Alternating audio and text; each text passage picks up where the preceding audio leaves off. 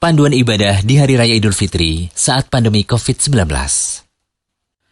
Ramadan akan segera pergi, dan kita akan bertemu dengan Hari Raya Idul Fitri. Tetapi pandemi COVID-19 belum sepenuhnya berakhir. Untuk itu, Majelis Ulama Indonesia atau MUI mengeluarkan fatwa tentang panduan kaifiat takbir dan sholat Idul Fitri saat pandemi COVID-19 melalui surat edaran nomor 28 tahun 2020 agar dapat dijadikan pedoman kaum muslimin di Indonesia dalam beribadah di Hari Raya Idul Fitri. Lalu, hal-hal apa saja ya yang perlu kita perhatikan saat Hari Raya Idul Fitri besok? Nah, berikut kami rangkum beberapa poin pentingnya. Pertama, perintah bertakbir pada Hari Raya tetap ada. Sebagaimana Allah Ta'ala berfirman, dan hendaklah kamu mencukupkan bilangannya, dan hendaklah kamu mengagungkan Allah atas petunjuknya yang diberikan kepadamu, supaya kamu bersyukur. Ayat tersebut memerintahkan untuk banyak bertakbir pada hari Id, atau Idul Fitri dan Idul Adha. Di situ juga ada perintah untuk menjalankan sholat. Di dalam sholat Id, terdapat juga takbir yang rutin dilakukan, juga ada takbir tambahan. Ingat ya, tidak perlu melakukan takbir keliling. Tetap ikuti anjuran pemerintah untuk stay di rumah. Yang kedua, tetap mengucapkan selamat pada Hari Raya Idul Fitri. Mengucapkan selamat pada Hari Raya Idul Fitri tetap disyariatkan walaupun tidak dengan berjabat tangan atau bertemu langsung karena keadaan pandemi saat ini. Syekh Profesor Dr. Khalid Al-Musyaiqih menyatakan, mengucapkan selamat saat hari Id adalah sunnah. Amalan seperti ini ada contohnya dari para sahabat radhiyallahu anhum. Akan tetapi jika dengan berkumpul untuk mengucapkan selamat atau bersalaman ada mudarat karena tersebarnya penyakit menular, maka berlakulah kaidah la doror wa la dirar. Tidak boleh memberikan mudarat tanpa disengaja maupun disengaja. Saling mengucapkan selamat bisa dengan saling memandang saja tanpa harus bersalaman atau cukup dengan berbagai media komunikasi seperti telepon misalnya. Sementara ucapan selamat pada hari raya bisa dengan mengucapkan kalimat taqabbalallahu minna wa minkum yang artinya semoga Allah menerima amalku dan amal kalian. Nah, poin terakhir adalah panduan sholat Idul Fitri. Merujuk pada fatwa nomor 28 tahun 2020, MUI menyebutkan bahwa sholat Idul Fitri boleh dilaksanakan di rumah jika seseorang berada di kawasan dengan penyebaran COVID-19 yang belum terkendali.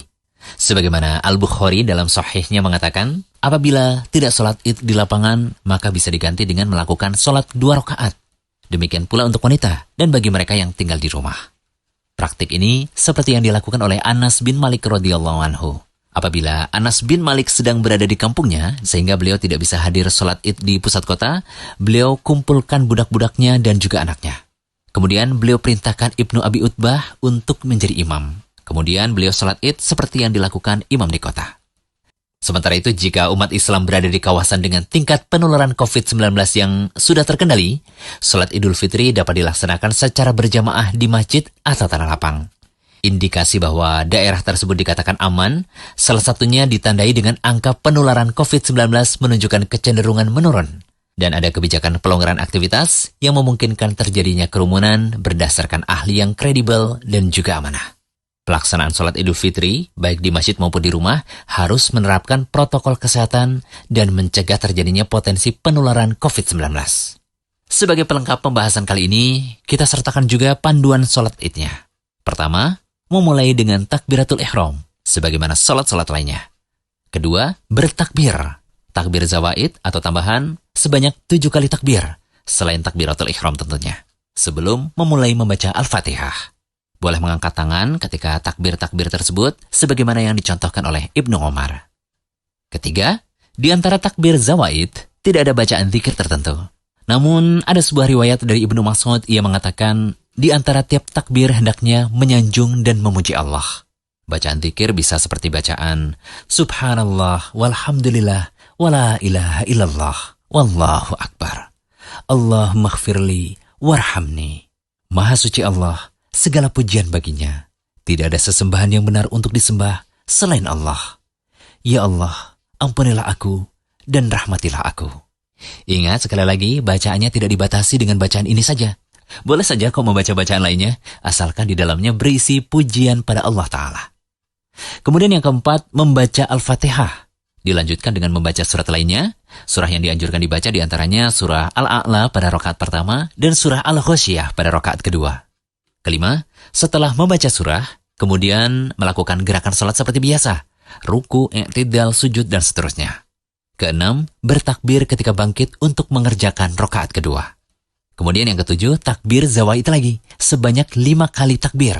Selain takbir bangkit dari sujud ya, sebelum memulai membaca Al-Fatihah. Kedelapan, membaca surah Al-Fatihah dan surah lainnya sebagaimana yang telah disebutkan tadi. Dan yang terakhir kesembilan, mengerjakan gerakan lainnya hingga salam. Nah, setelah salat Id, terserah deh mau khotbah atau tidak. Namun, kami sendiri sih tidak menganggapnya wajib ketika di rumah, sehingga tidak ada khotbah pun tidak ada masalah. Semoga pembahasan kali ini bisa memberikan pencerahan ya kepada kaum muslimin di tengah kebimbangan melaksanakan ibadah-ibadah saat Idul Fitri